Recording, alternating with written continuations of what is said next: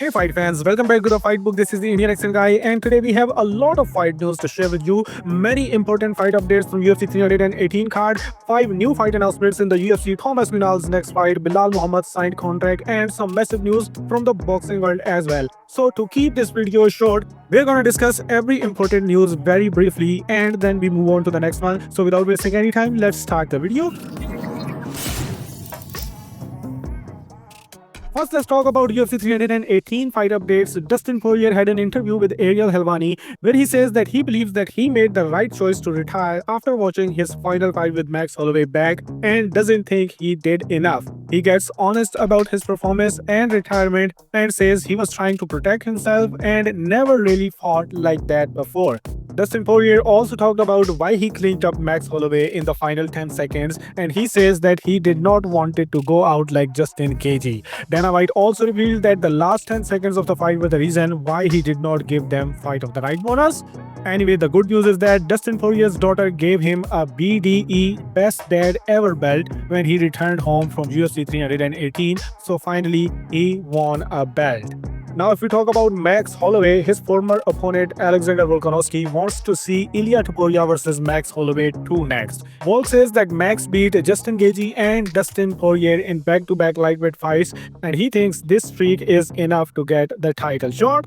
Anyway, Khabib also had an interview in Russia where he also talked about Ilia Topuria, and he says Ilia Topuria cannot become the next Conor McGregor because he is basically a good guy and he just wants to be like Conor McGregor. This is not his basic instinct. Khabib also says that Ilia Topuria is not going to be the toughest challenge for Islam Makhachev. Makhachev's toughest challenge is going to be Jack Della Maddalena. Then Khabib talked about UFC 319 main event and says that he believes Khamzat Chimaev should strike with Dricus du Plessis at UFC 319 instead of trying to finish DDP early. He says Khamzat will lead his cardio in the later rounds because DDP is gonna get him there.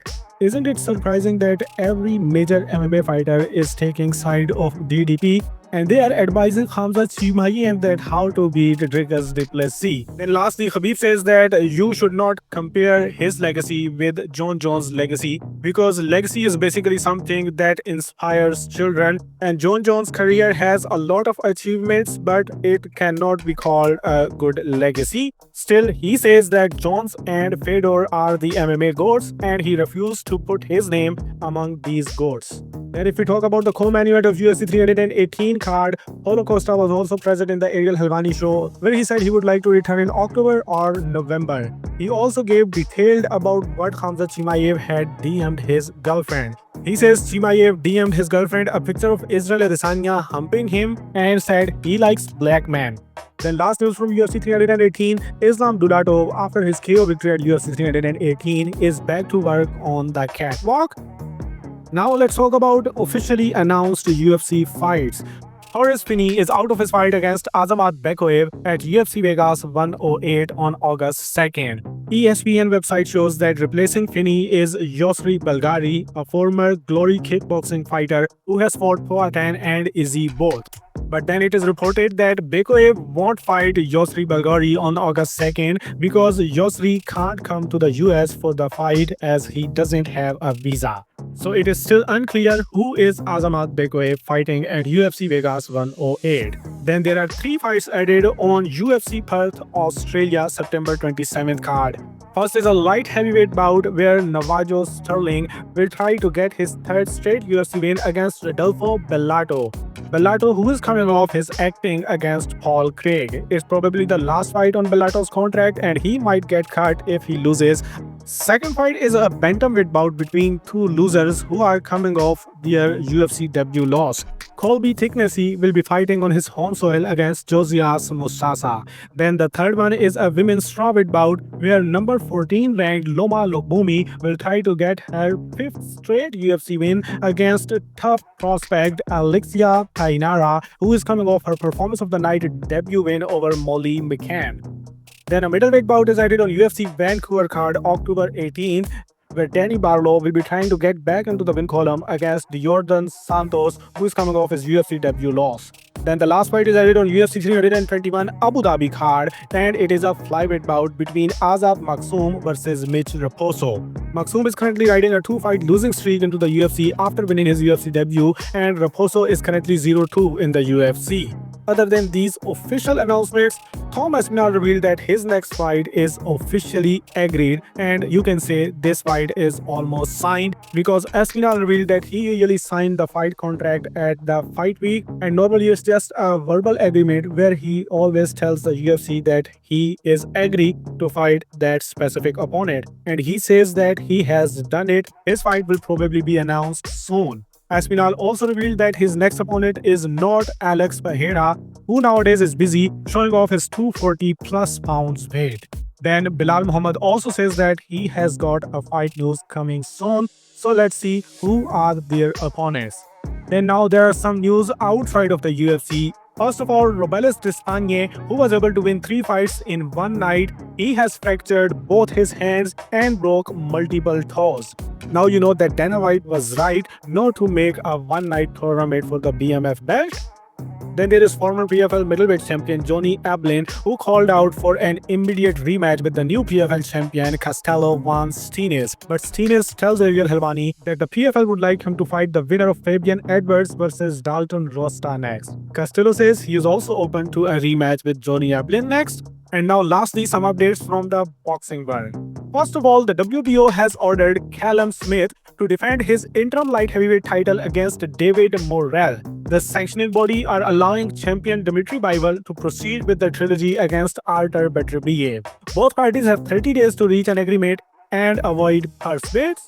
Then in a recent interview with Brunch Boxing, WBC President Mauricio Suleiman said Christian Mbili will defend his interim WBC Super Middleweight Championship against Khamzat Chimaev. Yes, this is a pretty big news because Turki Al-Sheikh also said that he is planning a card in December, then in January, and then in February as well. And that February card could be headlined by Canelo Alvarez versus Khamzat Chimaev. So now we know that Khamzat Chimaev have 2 possibilities next in front of him. First is Canelo and second is the interim champion Christian Mbili. Anyway, the IBF has also formally ordered Bahram Murtazaliyev to defend his super welterweight title versus mandatory challenger Erickson Lubin. Both sides have until August 4th to reach a deal and avoid purse bids. Then Matchroom's promoter Eddie Hearn revealed that he had offered Serhiy Bohachek massive money to fight Boots in October, but for some reason Bohachek doesn't want to fight Boots. He says he was quite surprised because the package was massive. Then now let's talk about Alexander Usyk versus Daniel Dubois fight. It was revealed that as the undisputed heavyweight champion, Alexander Usyk received an estimated $132.28 million, representing 65% of the total prize money of $203.5 million. This is the personal record for Ukrainian, surpassing his previous earning of $114 million. Then his opponent Daniel Dubois allegedly had a party with 70 people in his house just a few hours before his undisputed title fight with Alexander Usyk last Saturday. People were criticizing him. Then Don Charles confirmed that the same fight day schedule that Daniel Dubois followed for his win over Anthony Joshua was also used for his fight against Alexander Usyk on Saturday night. I don't know why people are buying into this so much, like it would have made a huge difference if Daniel Dubois spent fight day on a mountain drilling the game plan with some monks. Anyway, WBC interim heavyweight champion Ajit Kabayel is eyeing a potential fight with the ring and undisputed heavyweight champion Alexander Usyk. Then there is MP Promotion President Sean Gibson, who stated that Manny Pacquiao will now likely fight again in late November, and 2 opponents that will be considered are Gervonta Davis and Rolly Romero. This means Pacquiao is not gonna go out without getting knocked the F out. Anyway, Claressa Shields also announced that her team has secured the $15 million that Laila Ali was asking to fight her, and officially calls out Ali to make the fight happen. The best versus the best. If you don't know, Shields is fighting this weekend Lani Daniels on Saturday night in Detroit. Then there are 2 negative news. Josh Taylor has announced he is retiring from boxing at the advice of his doctors over a recurring issue with his eye. Taylor was told he runs the risk of losing his eyesight if he continues fighting, so the former undisputed champion is calling it a career. Moreover, Gilberto Zurdo Ramirez also has undergone surgery to treat an injured shoulder he sustained during his June 28 bout against Yuneil Dorticos. And then lastly, here is the first look of Sydney Sweeney as pro boxer Christy Martin in David Mitchell's upcoming biopic, Christy. The film will be premiered at TIFF in September. And that's all in the fight world. If you enjoyed this video, hit the like button, share your thoughts in the comment section, and then do whatever you want.